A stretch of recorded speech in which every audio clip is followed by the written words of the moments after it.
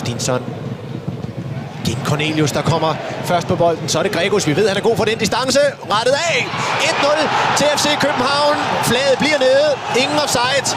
Og Gregus, han laver de akavede mål. Spørgsmålet om det er et selvmål, eller hvem det er. Bolden det er Alexander Juhl, der sparker ind til sidst. Men efter et vedholdende pres fra FC København, får de nu udbytte af de anstrengelser.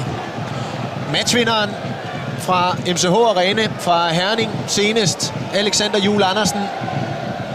Det er tungt. Det er tungt, det FCK kommer med her. Ja, Alexander Juhl Andersen, den er helt klar. Ja, de får fyldt godt op i feltet. Og ja, heldig sidste øjeblik, som træner gerne vil have, nemlig en spiller, som har... Der var Tutu igen med de her smarte finter. Tutu! Jovanovic redder den nedfald til Ankersen, og igen Jovanovic. Det er stærkt kommet tilbage.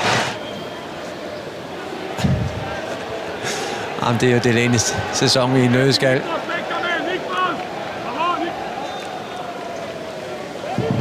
Og så bare tingene lykkes. FC København med et bytte. Det har ikke været Rasmus Falks kamp. Nu bliver han så skiftet ud og erstattet af William Kvist. Her får vi lige Tutu. 2 mand går på den der rullefinte. Stefan Petersen sat fuldstændig af. Mikanovic det samme. Og så er der fri passage ind i feltet. Det er smart lavet. Det er så skønt. Det er de typer, vi mangler i dansk fodbold. Superligaen især. Bundo. Fejler Mathias Sanka Jørgensen. Kasper Junker vælger aflevering. Her kommer Stefan Petersen. Alene. Frispark. Nej, der er fløjtet for straffespark. Til AGF. Det er inden for feltet. Fejl af Mathias Sanka i opspillet. Straffet prompte. Og der så vi den fart. Han kommer ind med Stefan Petersen. Så skal det da rødt kort også. Lad os se, om det bliver følgestraffen. Ja, det er helt klart. Trækker lige vejret. Tyggaard kigger ud på sin assistent. Og trækker gul, tror jeg. Nej. Jeg ved godt, der er kommet et direktiv omkring trippeltræf. Men den der... Nej, det er rødt, fordi det er jo dobbeltgul, og han har gul i forvejen. Ja. Den er helt klar rød for mig. Bundlinjen er den samme. Direkte rødt eller ej. Erik Johansson er udvist her med 9 minutter tilbage. Og AGF får straffespark. Nye boller på suppen i Aarhus. Ja, ud af ingenting.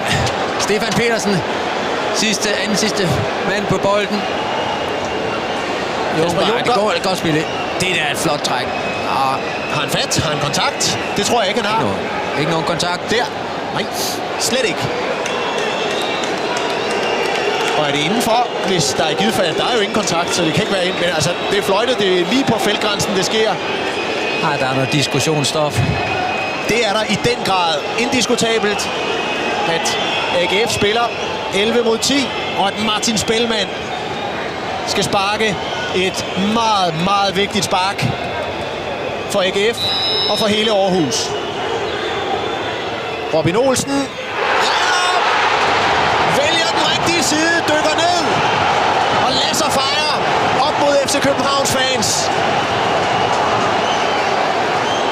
Uhyggelig vigtig redning. Se igen her, det er et dårligt spark. Ja, se Robin Olsen, han nu fejrer sig selv sammen med tilskuerne. Flot målmandsaktion. AGF skal hurtigt videre. Tiden tæller imod dem.